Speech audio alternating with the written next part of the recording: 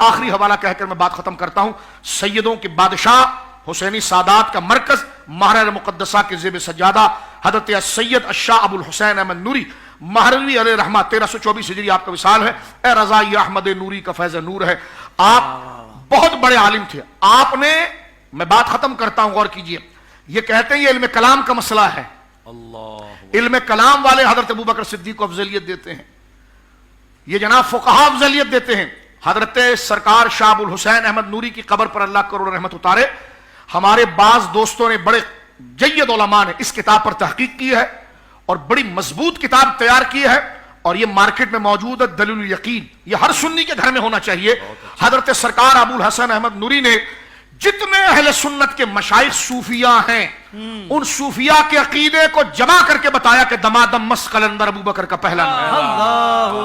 اٹھا کے پڑھیں، دلیل یقین پڑھیں. قادری سلسلہ ہو، چشتی ہو، نقشبندی ہو، سہروردی ہو، متقدمین ہو، متوسطین ہو، متاخرین ہو، جو بھی تھے سب کے حال کو، تصوف کے حال کو جمع کر دیا کہ یہ صرف فقہا کی قیل و قال نہیں، یہ صوفیوں کی رفتار کے پیچھے بھی عقیدہ ہے کہ جو ترتیب خلافت کی ہے وہی ترتیب افضلیت کی ہے.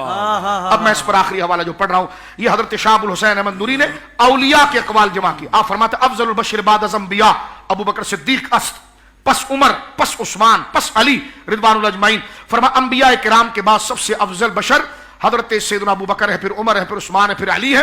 اور پھر اپنی اس کتاب دلیل یقین میں فرماتے ہیں تو جان لے، جو آستانے کے سجادگان ہیں ان کے آگے ہاتھ باندھ کر اپنے سارے اکابر کا فیضان آپ کی بارگاہ میں خود کے لیے لینے کے لیے یہ فقیر سراپا پر تقصیر حقیر آپ کی خدمت میں پیش کر رہا ہے کہ طریقت کی کیا راہ ہے.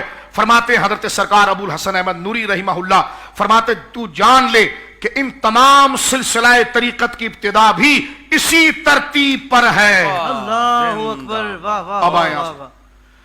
فرمایا طریقت کے سلسلوں کی ابتدا بھی اسی ترتیب پر ہے.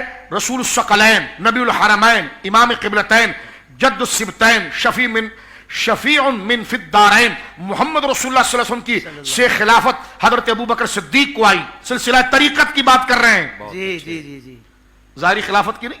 فرماتے تو جان لیں تمام سلسلوں کی ابتدا بھی اسی ترتیب پر ہے بہت اچھے کہ حضور سید عالم سے خلافت حضرت ابو بکر کے پاس آئی، خیر البشر بعد الانبیاء بالتحقیق کو پہنچی، پھر حضور سے رسالت مآب صلی اللہ علیہ وسلم سے حضرت عمر کے پاس پہنچی، فاروق بین الحق والباطل کو پہنچی، پھر حضرت عثمان ذی النورین جامع القرآن کو پہنچی، اور پھر حضرت علی کرم اللہ وجہ الکریم کو پہنچی، اور امیر المومنین حضرت علی سے امام حسن کو پہنچی، امام حسین کو پہنچی. یہ ترتیب طریقت کی حضرت ابو الحسین احمد نوری رحمہ اللہ سلاسل طریقت کا عقیدہ لے کر بیان کرتے ہیں کہ یہ فقہائی کی بات نہیں، یہ مفتیان کرام کے فتووں ہی کا استدلال نہیں، یہ علم کلام ہی کا نظریہ نہیں، یہ صوفیاء کا مشرب ہے. اس لیے کہ اگر فقہ سے اختلاف ہو جائے تو بندہ صوفی کیسے ہو سکتا ہے، کلام سے اختلاف ہو جائے تو بندہ سنی کیسے ہو سکتا ہے. تو سنی تو ہوگا وہ کہ جو عقیدے کا بھی مضبوط ہو اور عمل کا بھی مضبوط ہو. تو لہٰذا آپ کے سوال کا اختتام یہاں پر اس انداز میں کر رہا ہوں کہ جو ترتیب صحابہ کرام کی تھی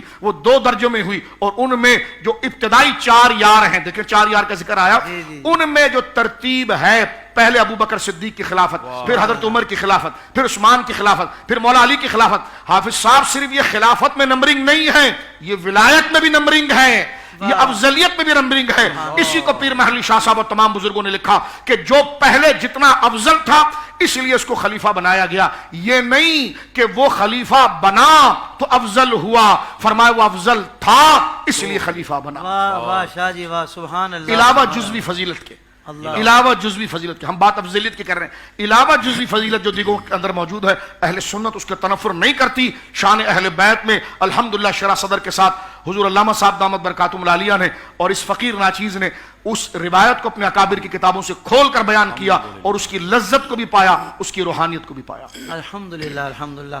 کمال انداز سے شاہ صاحب نے قرآن و حدیث کی روشنی میں اس کے بعد ہمارے بزرگوں کا جو نظریہ ہے، اور ظاہر بات ہے کہ صراط الذین انعمت علیہم، یہ جو چلتا ہوا سلسلہ آ رہا ہے ہم نے تو اسی کو فالو کرنا ہے، نہ کہ کوئی نیا بندہ اٹھ کر بات کر جائے.